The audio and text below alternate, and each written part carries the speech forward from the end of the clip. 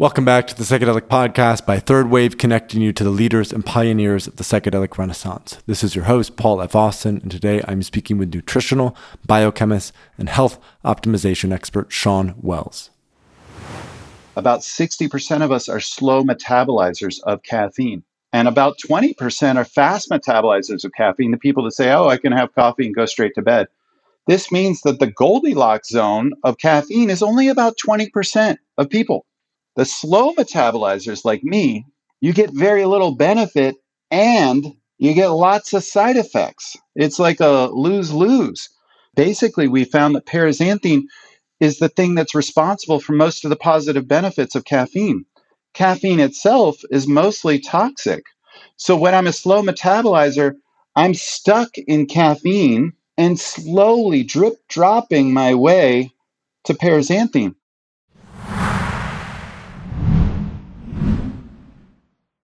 Hey listeners, this is Paul F. Austin, founder and CEO of Third Wave, and welcome back to the Psychedelic Podcast. Today's episode is a fascinating deep dive into supplementation for psychedelics, physical and mental performance, and so much more. I'm joined by Shawn Wells, a globally acclaimed nutritional biochemist and renowned expert in performance nutrition and supplementation. Known as the world's greatest formulator, Shawn has created over 1,000 products and holds over 20 patents for innovative ingredients like TeaCrine, Dynamine, and the groundbreaking Paraxanthine. In our conversation together, Shawn and I dive into biohacking as well as biohacktivism. We explore the fascinating ingredient paraxanthine, its potential as a caffeine replacement, and Shawn unpacks his thorough supplement stack protocols for journey work, pre, during, and post. Along the way, Shawn offers some really interesting insights on allostatic capacity, hormetic stress, and he shares some touching lessons from his own life on the transformative power of psychedelics for self-love and acceptance. Okay, so before we get started, make sure to follow the Psychedelic Podcast on your favorite app or subscribe to Third Wave's channel on YouTube. We have a couple of events coming up as well in the Psychedelic Horizons event series, one in Mill Valley June 5th and one in Malibu on June 10th. And join our community at community.thethirdwave.co to keep the conversation going about this episode. You'll also find support, meaningful discussions, and tons of informative content all around the safe and intentional use of psychedelics. All right, that's it for now. Let's dive into my conversation with Shawn Wells. Hey listeners, welcome back to the Psychedelic Podcast. Today we have Shawn Wells on the show. Shawn is a product formulator and expert in the fields of performance nutrition, longevity, fitness, and supplementation. On the road to being dubbed the world's greatest formulator, biohacktivist, and keto authority, Shawn faced and overcame significant obstacles with his own health.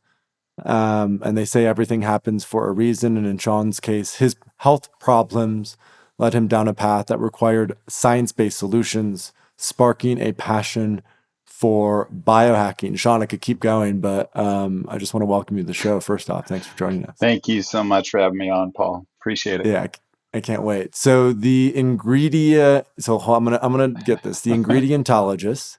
Yeah. And I love your capacity to play with neologisms. I think that's how you pronounce it. You know, you have biohacktivist. And the ingredientologist.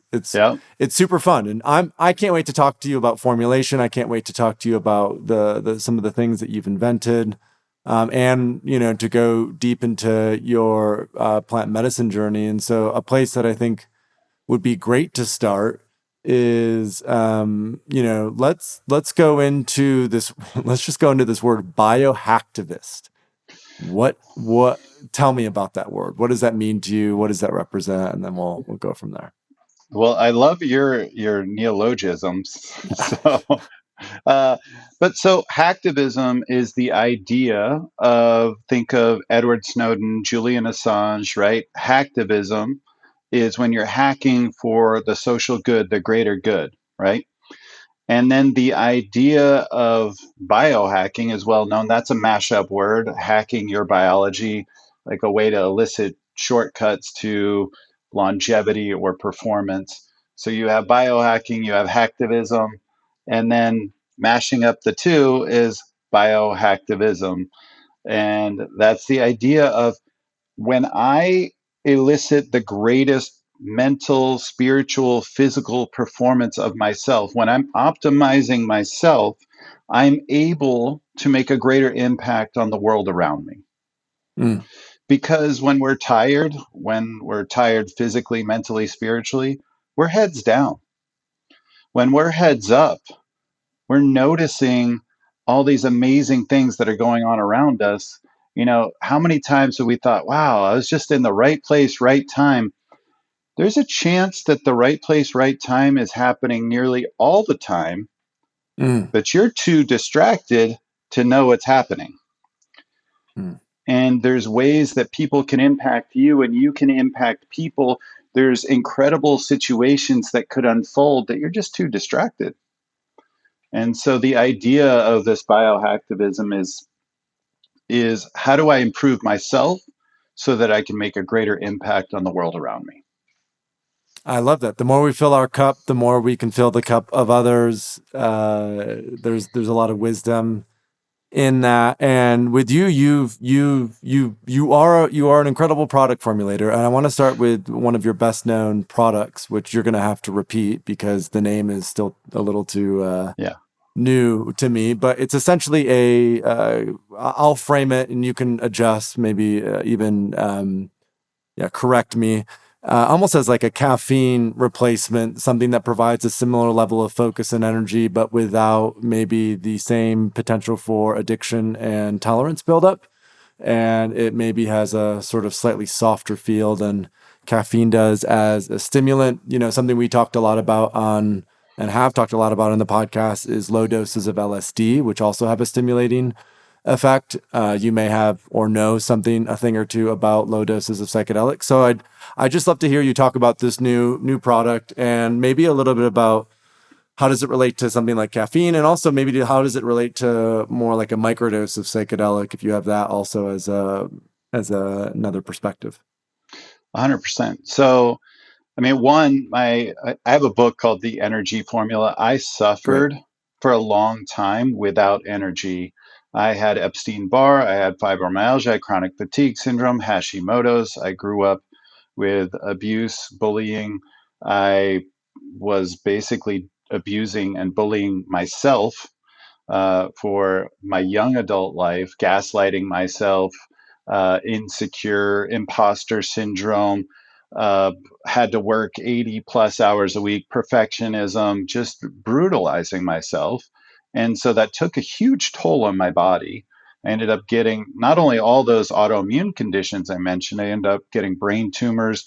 I've Oh my played God. sports, but I've had like probably 15 surgeries on like hips, elbows, shoulders, Football knees. player. You must have been a football No, player. no, like basketball, volleyball, like Really? weightlifting, all those things. Yeah, it's Damn. just I've gone through it. Like my body was breaking down, but that led me to my purpose. That led me to my why. And like I was in bed for 6 months when I had that autoimmune condition. I was ready to commit suicide because I thought like I was trying to pursue my master's in nutrition and biochemistry.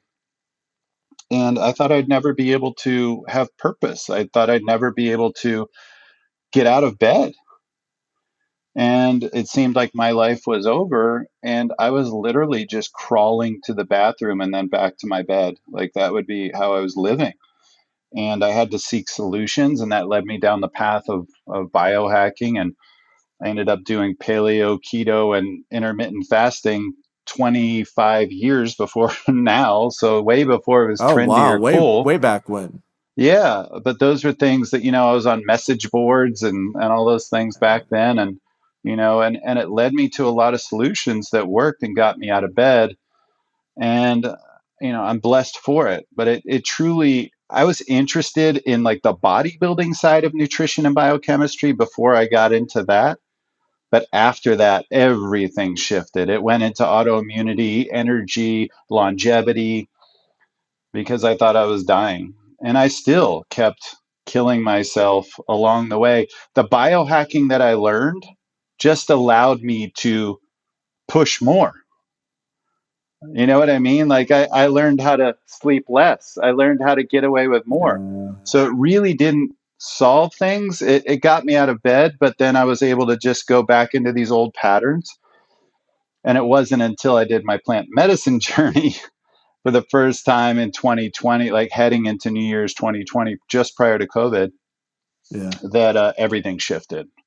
And we can get Wow. into that in a bit. But, you Yeah, I want know, to get into that for sure. as far as the paraxanthine, like I had already done TeaCrine and Dynamine about 15 years ago, Tell us I about that think. then. What's TeaCrine and So Dynamine? Because I'm TeaCrine not and familiar. Dynamine, TeaCrine is TeaCrine, Dynamine is methylliberine. These are similar to methylxanthines, methyl-urics, in that family, and these are compounds that will elicit more energy or wakefulness through adenosine inhibition, but a number of mechanisms. It's so much more than that. And I always had trouble with caffeine. I was a poor metabolizer of caffeine.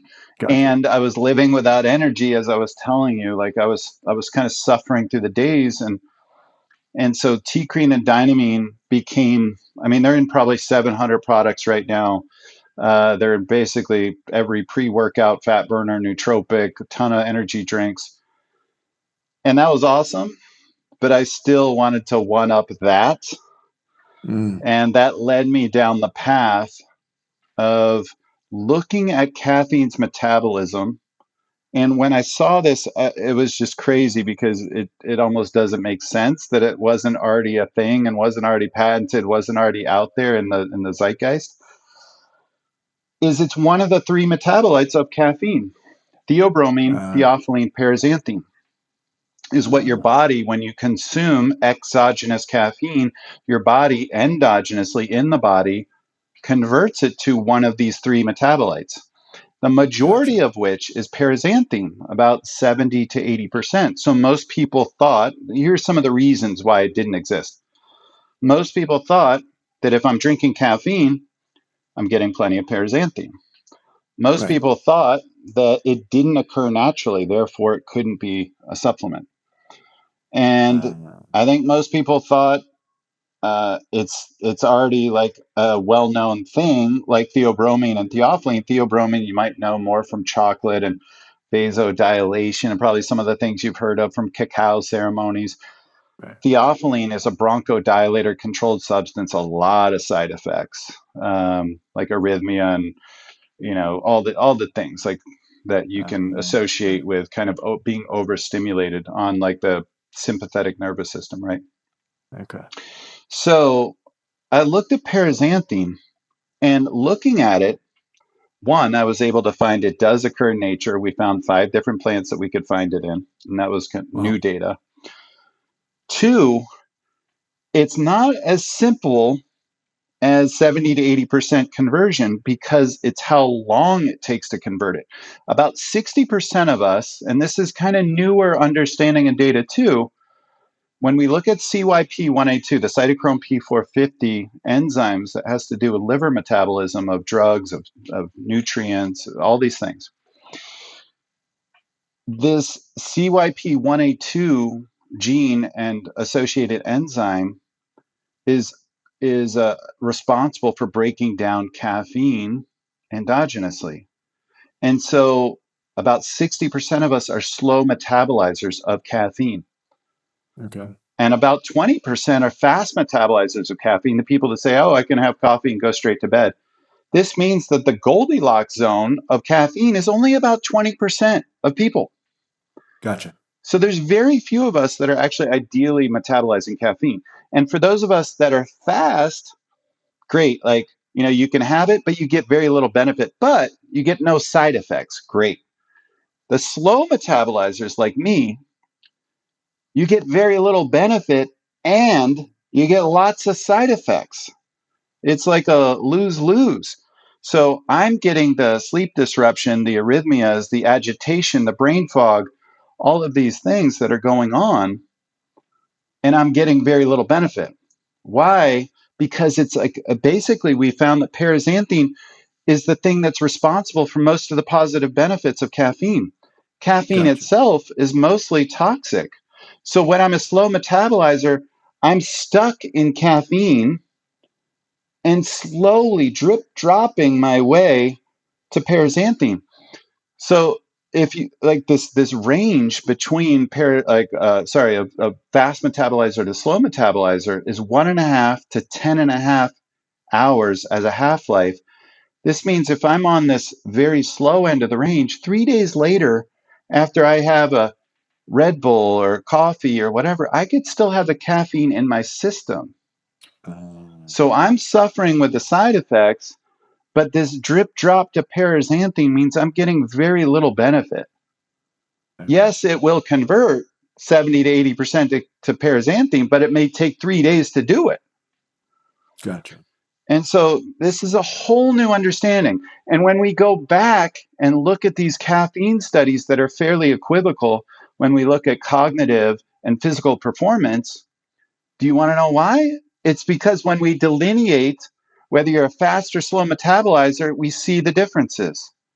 Slow metabolizers are the ones that are getting counterproductive effects from caffeine. Not just no positive benefits, but counterproductive Negative. performance. Yeah. And then we see that the fast and kind of ideal metabolizers are getting some benefits.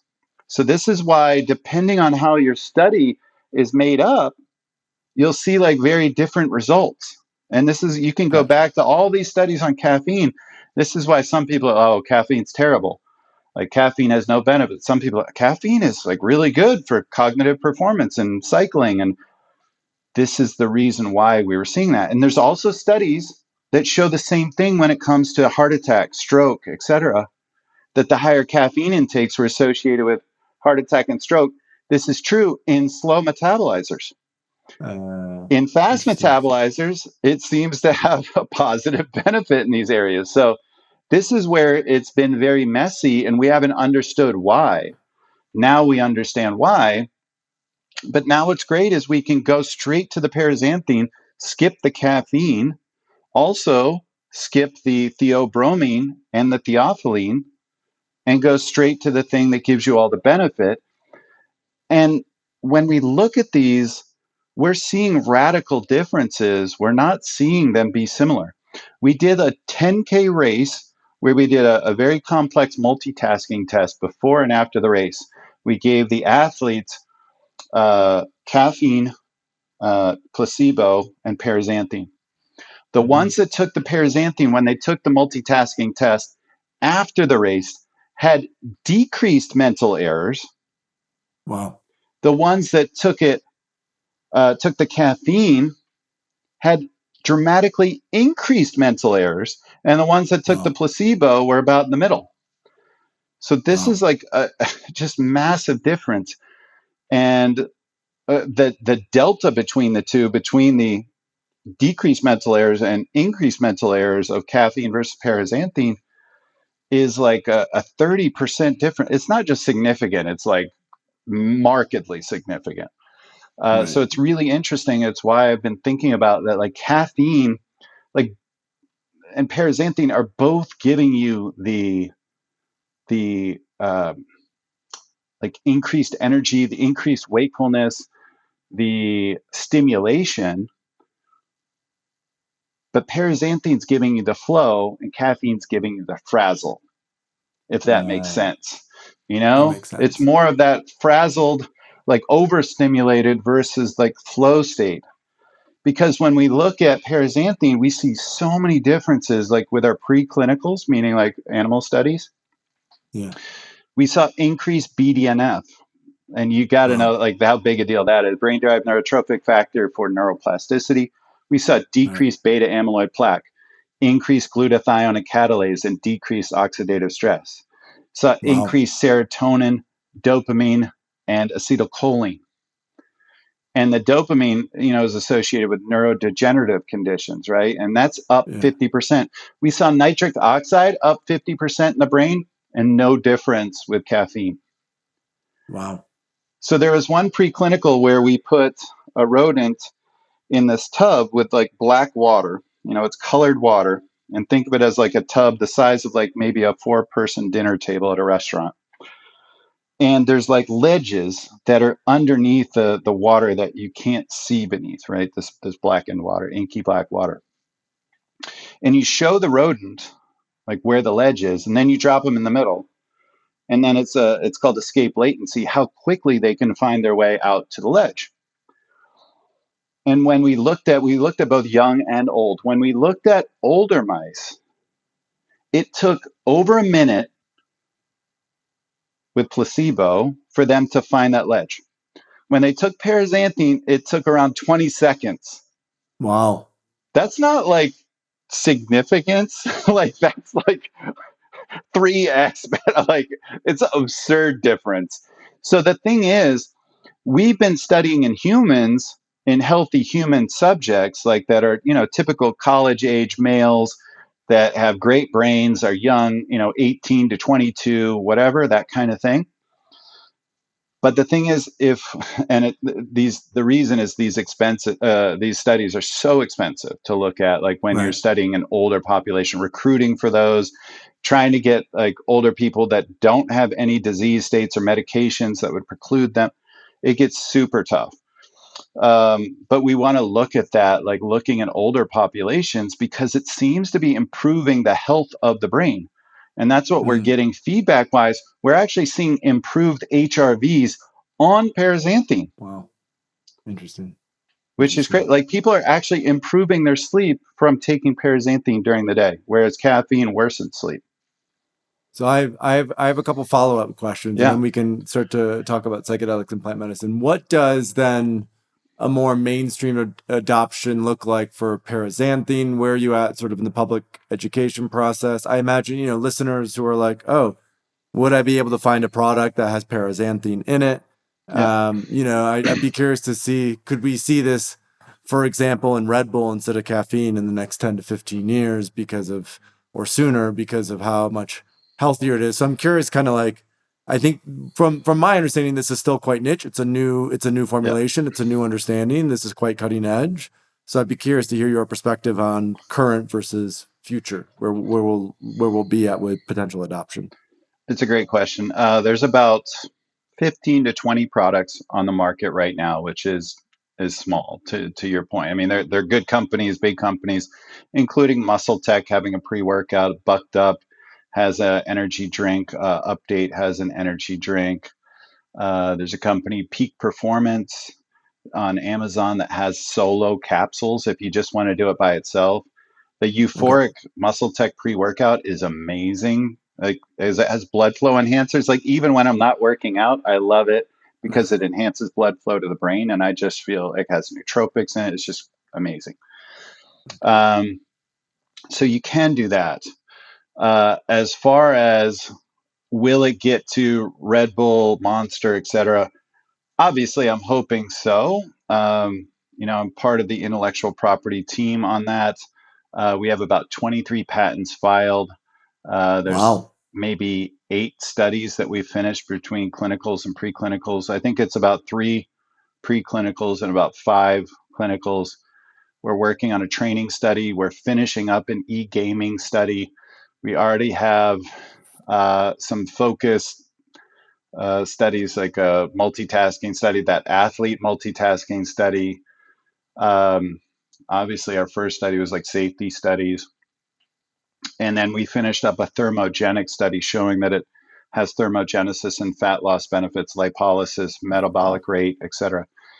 Okay.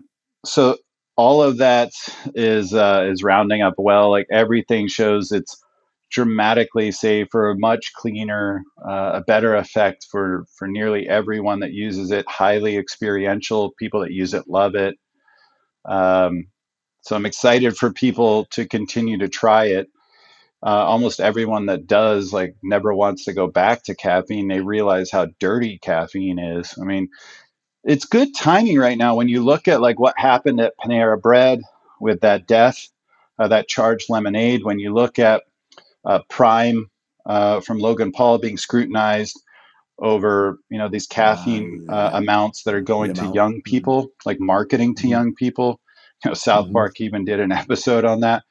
But there's I'll a have to check lot that in out. the zeitgeist around caffeine, and you're seeing like right the mushroom coffees, right, the adaptogen coffees, all these things that are happening. Like people are starting to move away from that grind of caffeine. It's a very Right. important substance in our history. Michael Pollan, who we all know and love, actually wrote an amazing book on caffeine and its importance in human history and the way it works. And I encourage you to read that too. It's actually just called Caffeine. But he I calls think it it's like a, short too. It's a shorter book than yeah, his yeah, typical ones because some of his books are like 600 pages, exactly. something insane. Yeah. And he calls it a come at a cost ingredient, essentially. And Right. I think there's just a better way where it's like, wow, I'm getting all these benefits from paraxanthine and feeling better and stimulated and more focused. And so Got it. we don't have to do the caffeine route anymore.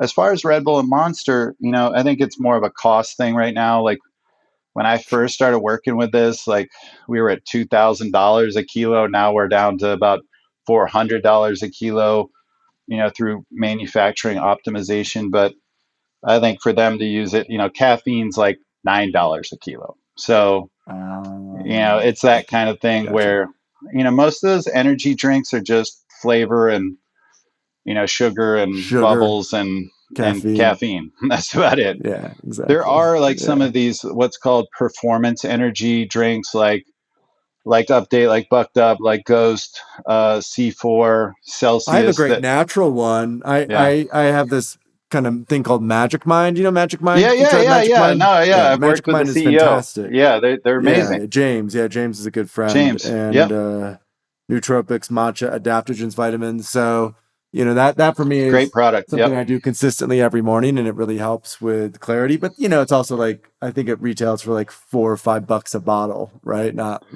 which mean, is it's still expensive, as you know. it's Anything expensive. like that's healthier, that's like, I mean, the things that are cheap are largely not the things that are healthy for Yeah, us. you get what you So, pay for usually. yeah.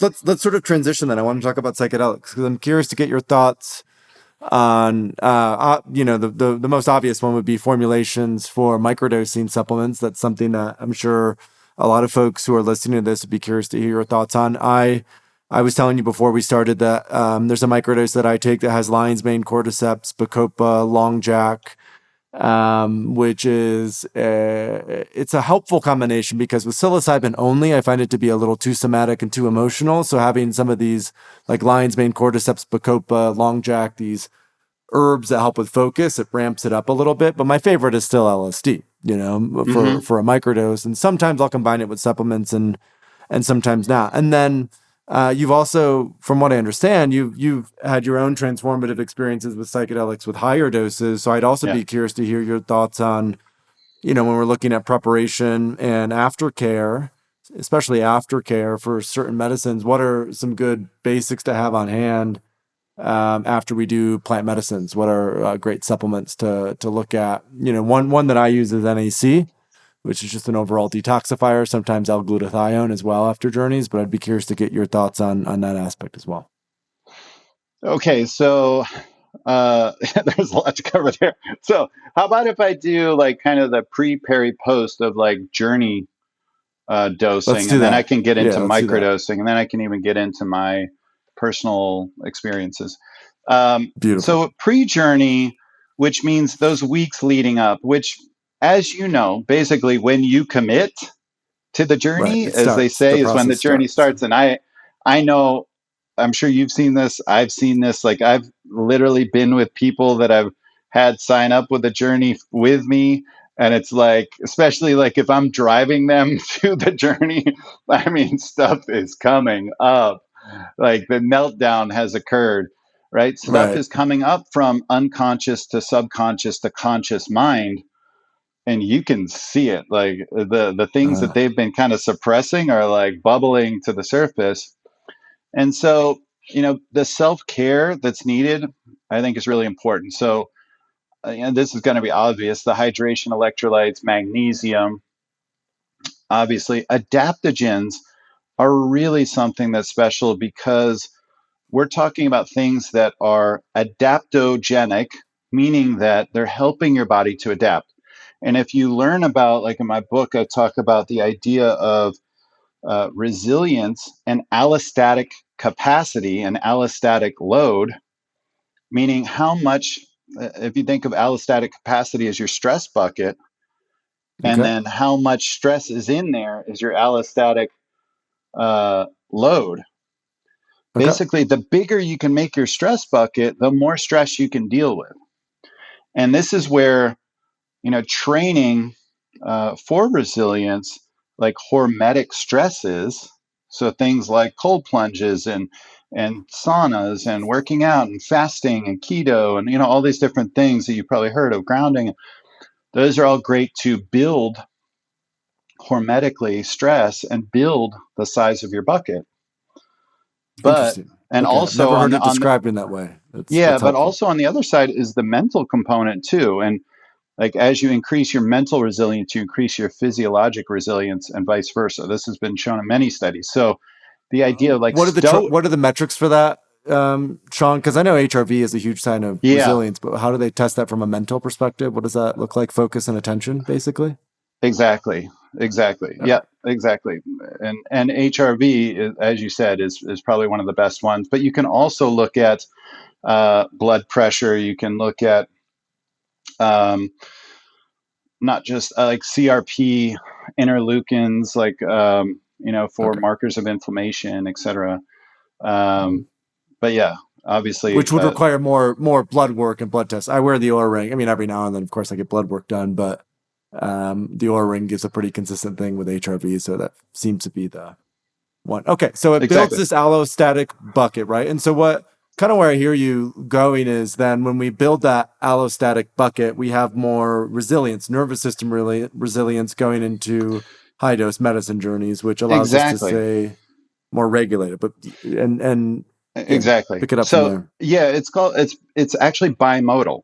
So I talked like how Interesting. caffeine was come at a cost. Like bimodal means that we're like, for example, if we're improving our sleep, wow, we're also increasing our energy and focus during the day. So and that's because we're increasing our resilience and our capacity for stress. So Gotcha. it's helping you optimize and become the greatest version of yourself. And I like to take various adaptogens and cycle through them. So I don't like to just stay on them indefinitely. Rhodiola, maca, ashwagandha. By the way, when you look at like the history of humanity, the most storied herbs in each culture are the adaptogens. In Russia, it's Really? rhodiola, maca, it's South America, ashwagandha in India, ginseng in Asia, Oh, interesting. you can just go on and on and on. These because they're so powerful.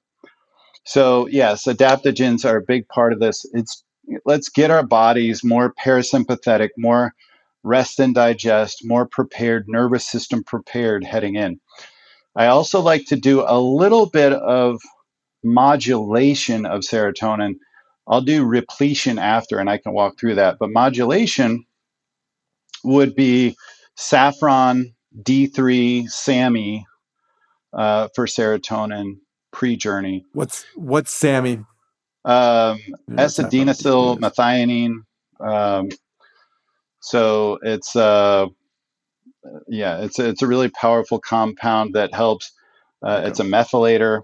Helps with inflammation, joint pain, etc. It's helped with depression, but it also has an impact on serotonin. Okay. Sammy. Um, And then when we look at neuroplasticity, I do like to prep the brain for that. Because when we're depressed, we've seen that you are less cognitively resilient. We stay in loops. And we see that BDNF is down to the floor pretty much. And this is like when you look at depression, BDNF is always very low. Which And makes it sense makes because it what? makes sense because we Yeah, want to protect because ourselves, right? right. So yeah, exactly. So I want to start increasing neuroplasticity heading in. And I use 7,8 dihydroxyflavone. You probably heard of lion's mane, but I think this is Mhm. actually superior. You could use lion's mane. Okay. Then there's also a metabolite of 7,8 dihydroxyflavone for DMA, dimethylamino, for DMA 7,8 dihydroxyflavone that may be even superior. There's more studies needed on that one. But I'm a big fan of those. And by the way, I can like in your show notes, I can give you a link to all this stuff Yeah, as like a that handout. would be helpful. Like Ceremonia actually uses my stacks here. Oh, too funny. All right, I'm gonna hang out with Yeah. Austin next week. So the B vitamins, I think, is good to get the body ready as well. A lot of times we don't have enough of the Bs, and we're not using the right methylated, coenzymated B vitamins. And I'm sure you've Okay. heard about the MTHFR thing with folate. So, I mean, that's a great example of folic acid isn't ideal. 5-methyl tetrahydrofolate is ideal. We want to get it in the Interesting. active form. So getting methylated, it's also called coenzymated B vitamins, is important. And then some things to help with the mitochondria: CoQ10, PQQ, ergothioneine.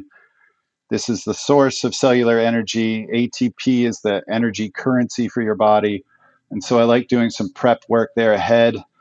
And this can help you prime the body to bounce back easier. And this And would be then post psychedelic experience or pre psychedelic, just so I'm pre, tracking. So pre. this is all pre. This Okay, is all helpful. pre. And then during, which some people call intra or peri, simple. I'm not going to do a whole lot. That wouldn't be ideal. I'm just going to do what people have told you to do: hydration, electrolytes, some extra magnesium. You can get constipated. It can help with relaxing the brain.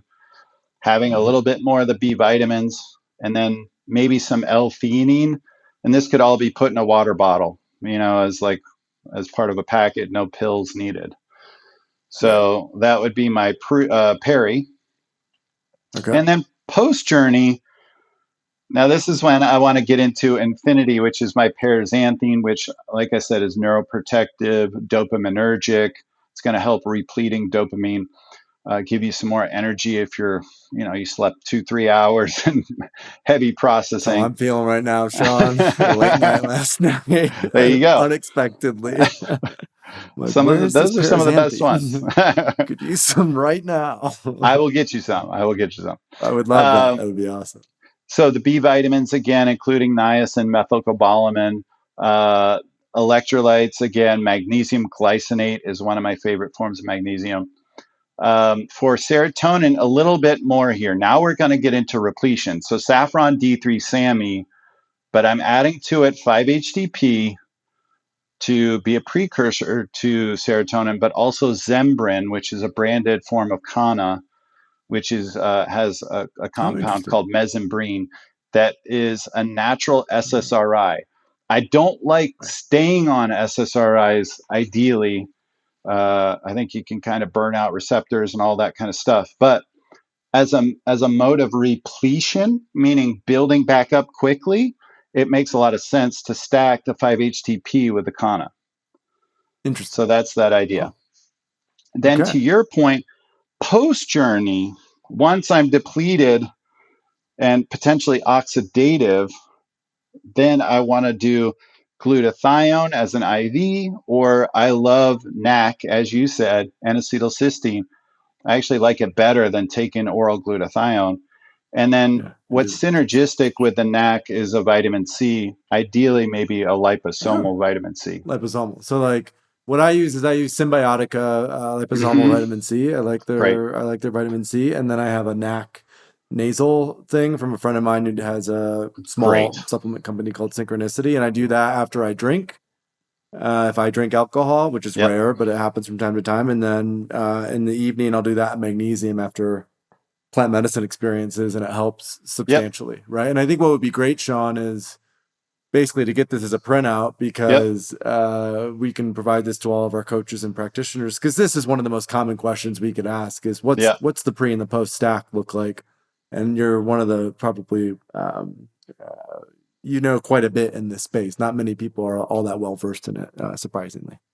Yeah, You and so, Ben Greenfield are about the two that I've talked to personally who actually like fully get it. oh, thank you. Yeah, I love Ben. He's a Yeah. really good friend. Yeah, just to wrap this up. So, like the 7,8 dihydroxyflavone for neuroplasticity, so you can extend the benefits as you're like trying to apply these changes to your life. Things Right. like the endocannabinoid system really needs deeper understanding, but looking at things like CBD, CBG, CBN, curcumin or tetrahydrocurcumin, all this can help with inflammation that might come up. Again, the adaptogens, ashwagandha, rhodiola are my favorites. And then things for acetylcholine repletion: Alcar, acetyl L-carnitine, alpha GPC, huperzine A. And then lastly, ketones are healing to the brain. They Really? improve brain energy, they reduce brain inflammation, they improve traumatic brain injury outcomes, they actually improve the health of the brain. And this is one of the reasons why I think for thousands of years that we've fasted going into a journey, because you're going to end up being in a ketogenic state. Ketones will be elevated. So one of the things that might Interesting. help Okay. is extending that benefit by doing maybe some intermittent fasting, doing berberine or dihydroberberine, doing exogenous ketones or What's the little C8-MCTs. drink you can take? I get Instagram ads all the Yeah. time for this stuff. And Yeah, Ben there's Greenfield's always on them. there's There's like ketone a esters, there's 1,3-butanediol, there's ketone salts. All of those can be helpful. Just C8-MCTs, caprylic acid MCTs, are good as well. And then you can do glycogen depletive exercise. You can do intermittent or extended fasting. There's a lot of ways to kind of elicit greater ketone elevations. But I do think that can be potently healing to the brain. And for those of us that have had brain injuries, and by the way, if you've been through severe depression, abuse, trauma, it can look like an insult, a physical insult to the brain. So think of interesting. someone who's been in a car crash, or someone who's boxed or done MMA or whatever and had these traumatic brain injuries, or these things like CTE or whatever. Certain parts of the brain are going dark, and this happens with severe depression and trauma as well. Again, just like the BDNF thing, your brain is protecting itself, right? We're going to shut this part of the brain down. We're going to dissociate. We're going to turn that off. And, this can help turn things back on. It's really potent. So no one's really talked about ketones and psychedelics, but I do feel like whether Interesting. it's exogenous or endogenous, meaning outside the body or in the body, I do believe there's a lot of research to be done here. That's cool. Yeah. And I would love to see more research specifically in physiology with psychedelics. We've seen a lot of the research on mental health and how it impacts us from a psychological perspective. There has been some research on the impact of psychedelics on inflammation. There's been some research on, MS. There's been some research on chronic pain. There's been some research on other aspects of physiology, but it's still quite unexplored. And that relationship between, especially as we're learning more about ketogenic diets, what impact they can have for a range of mental health conditions. If we combine that with psychedelics, and like you said, there's probably a sort of biological explanation for it, or there's a tradition or ritual that it's Yeah, based in terms of, before I drink ayahuasca, I don't eat for 24 hours. right. Before I take mushrooms, it might be more like 12. But especially with ayahuasca, I will fast for, a day before having that first ceremony. If I'm, doing two or three at once. And that's sort of what I wanted to, especially as we have about 10 minutes left. That's Sure. where I wanted to sort of kind of land this is you've had your own deep plant medicine work. You clearly come at things from a very scientific and meticulous lens, which I appreciate. When I asked you this past question, you were like, that's probably each one of those aspects is like a 15-minute response. So the meticulous sort of detail oriented thing is really great. And I imagine in working with higher doses of psychedelics, that's opened up, as you said, whole Yeah, other aspects and yeah. realms of healing for you. And so what medicine has meant a lot to you? What medicine do you find to be great, or the sort of your best ally or closest ally in this process? And um, I'd just be curious about how you think about microdosing versus macrodosing, like that relationship broadly. Yeah, that's super interesting. I think it reminds me of, like, in biohacking, we've talked about exercise snacks. So it's this idea of, like, every 5 minutes, or sorry, every hour for 5 minutes, you're exercising, right? You're doing something, you're moving the body, and they've shown that that's actually more potent to longevity than being sedentary all day and then doing a Right. 45-minute workout. Now, what would be ideal is to do Interesting. both. I think this is kind of the same thing. Like, for some It's a good people, a journey explanation. may be too much, right? Like, it could be too much and maybe they're not ready for it. But I do believe there's the idea that I've really been exploring called psychosomatic anchors, like where Mhm. you start the neurons that fire together, wire together, right? So there is a priming, I believe, a knowing when you're doing microdosing that could make the macro dose a whole lot easier to adjust to physiologically. Right. Also, something that I've been exploring, this is what I trademarked this idea. It's called echodosing. I think you'll really like this.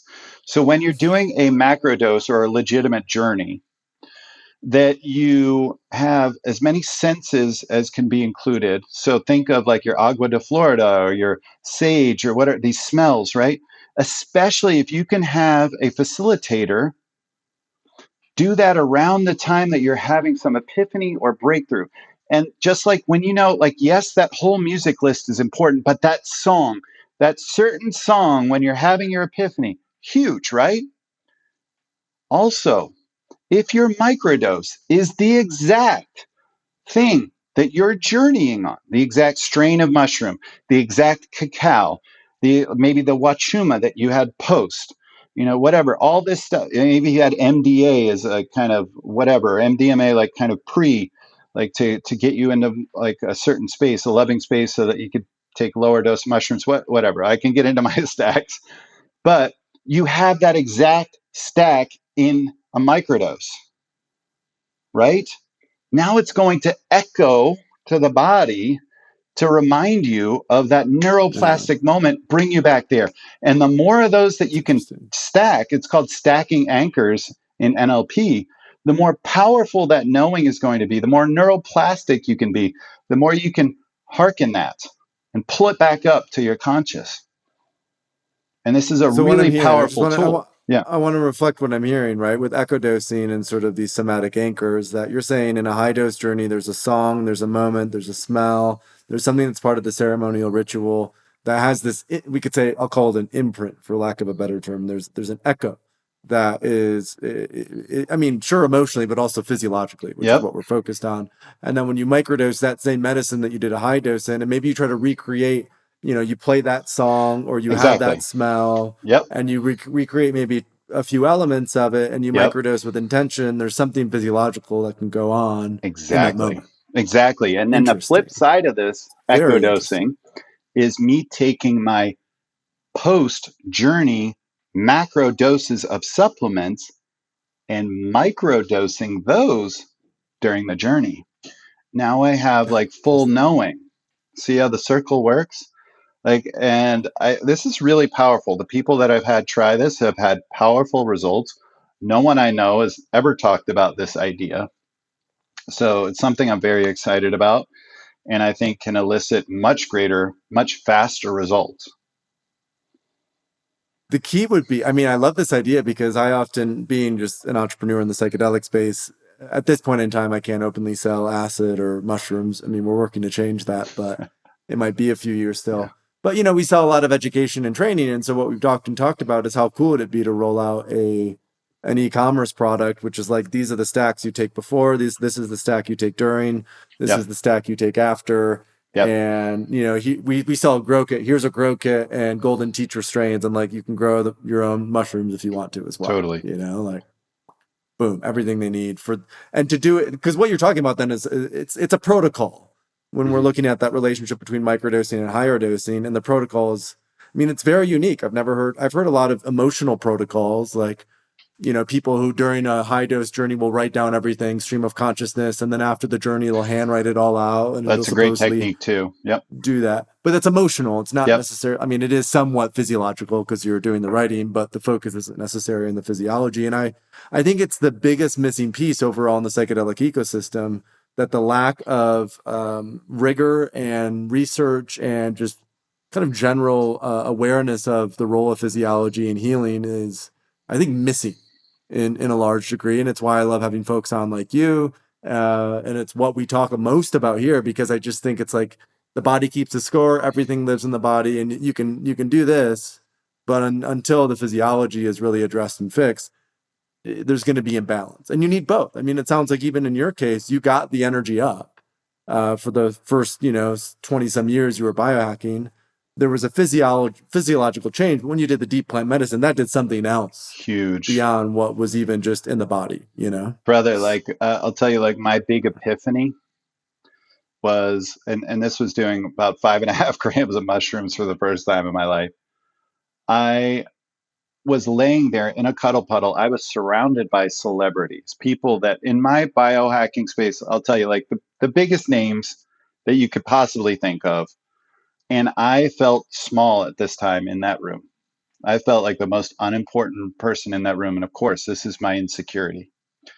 And so I didn't even give my resume. I used to, like, when I was super insecure, like, I'd give my whole resume about why you should like me, why you should care about me, why I'm valuable to you, because I have to earn their love.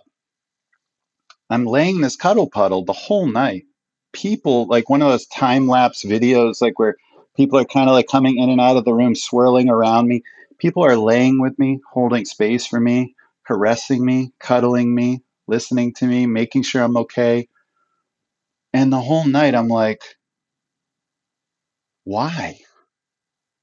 Mm, Who am I? Like, why? Why would they want to help me, love me, care for me? My big epiphany was that I could be loved, that I could just mm, have love. I didn't have to earn love. Love wasn't conditional. At that time, I thought everything was conditional. If I got on this podcast, I needed to get on Ben Greenfield's. If I got on Ben Greenfield's, I need to get on Joe Rogan. I did, it's like I never felt like anything was good enough, and I had to keep earning and grinding to get the next level of praise or accomplishment. And I was never having inner peace. And so my big epiphany is I could just be loved. mm, And like you can tell someone that. You could have told me that before I walked in the journey. And I would just be like, uh-huh, okay, yep, that makes sense, of course. Like I would understand it on a logical level, but I had no anchor for that in my heart. And that's when everything shifted. And I was like right on the edge of suicide, either doing it mm. myself or grinding myself to death, which Right. I was doing both. Like I was on the edge of both.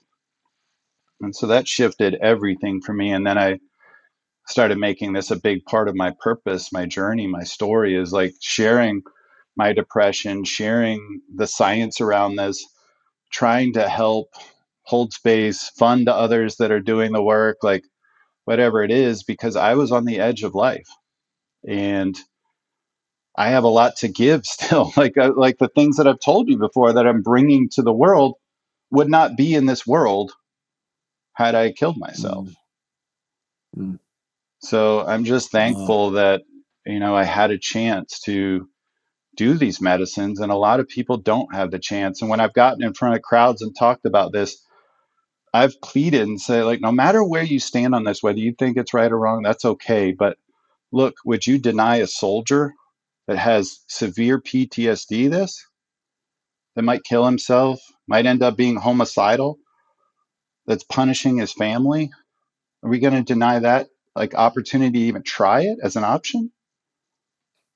you know and most people, like, when they see it through that lens or they hear my story, they're like, they kind of soften on this stuff. And I've talked to a lot of people that aren't like the pro psychedelic people.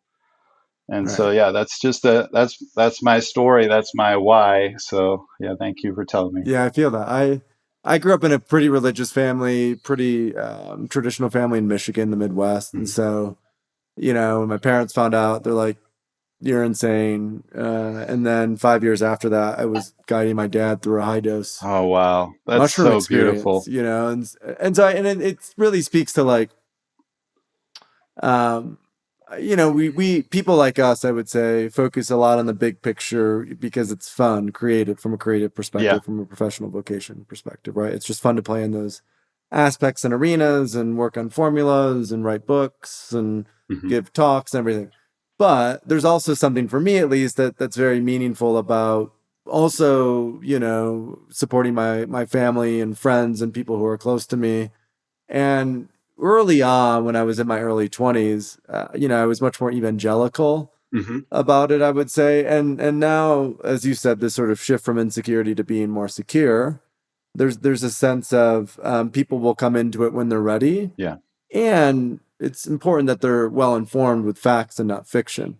And I think just because you're not doing psychedelics doesn't mean you can't be aware of what you've been lied to or Yeah. how you've been lied to, and also what the real science says. And I think that's what's been great to see over the last several years is even if someone's not interested in doing psychedelics, great, like nothing wrong with that at all, but let's at least make this an option for those who really could benefit from it and are interested and curious in it. And because, as we both know, the benefits are a game changer, a total game changer. When I've given my keynote on stage and I go through a number of the studies on psychedelics, and whether you're looking at 5-MeO, DMT, MDMA, ketamine, psilocybin, you name it, almost all the numbers are, at least when this is done correctly, when these people are put into the right set and setting, and they're given the support post with a good facilitator that's accountable, and they have at least like 6 sessions post, there's a 60% plus cure rate, not improvement. Like like this number is mind blowing. 60%, where they no longer meet the definition of clinical depression, of PTSD, of clinical anxiety. Like, it's cured. And like a number of these studies, they completely got off their depression medication or anxiolytics. It's like those numbers are staggering. And not to say that there aren't some, outcomes that aren't ideal, or, people that don't have these results, sure. But like, when you look at all the other options, nothing has numbers like that. Yeah, nothing. And that's true in the modern time, and I would argue it's also true historically. And that's what I always talk about is, current science brings another level of nuance to it, which is useful in discerning who's a good fit and who's not, what outcomes and benefits we might see, what risks there might be, how to mitigate that, all that, of course. And just the fact that we've been using mushrooms for, some people would say, 100,000 years sort of says a lot about there's something here. Clearly, this does something beneficial for us as a human species, or else we wouldn't be continuing to use it. It would have fallen by the wayside, before any of us could even talk. There's people that believe it's the most intelligent species on the planet. Which I would argue is there's a fair case to be made for not only for psilocybin in that way, but also something like iboga or wachuma or peyote, or there is an intelligence, especially in these psychedelic plant medicines, that is something we haven't fully understood, and we probably never will fully understand, because that's the nature of it. Right. Exactly. Shawn, this has been great. We covered a lot of ground today. We're going to get something out about the pre and post supplementation. I think that's key. Okay, one more time. Paraxanthine. Yeah, the branded name's Infinity. Yeah. Okay, Infinity. Is that your? Do you have a drink called Infinity? Or no, Infinity that's just the branded name for the ingredient. It's ENFINITY, but Paraxanthine, and that's spelled Infinity with an that's X, cool. Not a Z. So Paraxanthine. An X, yeah. Paraxanthine with an X, XANTHENE. We'll get some links out to that. ShawnWells.com. That's Shawn's personal website. Yeah. And then you're on Instagram. You have like at 71. Shawn Wells. Just check. He has 71.2 thousand followers, 71,200 followers. So you're making moves on the gram. Great. Check out his website. And any other kind of final places or spots you want to send folks or let them know about before we close today? Well, I'll send you this document, and you can have it in the liner notes, or they can reach out to me. I answer my DMs, so we can do that. And just grateful to have the opportunity to be on. It's an absolute blessing. You're doing amazing things, and I also love Third Wave too. So it's just, thank you for all the work that you're doing. Thank you, Shawn. This interview exceeded my expectations, which whenever that happens, I'm always very grateful. And if we can do a round 2 at some point, whether that's on the podcast or at a conference or event, I think that'd be a ton of fun. All right. So I appreciate you, and we'll be signing off now. Thanks, everyone. Thank you so much for watching. If you want to stay up to date on the third wave of psychedelics, subscribe to this channel and visit thethirdwave.co, where you'll find plenty of free resources on the intentional and responsible use of psychedelic medicine.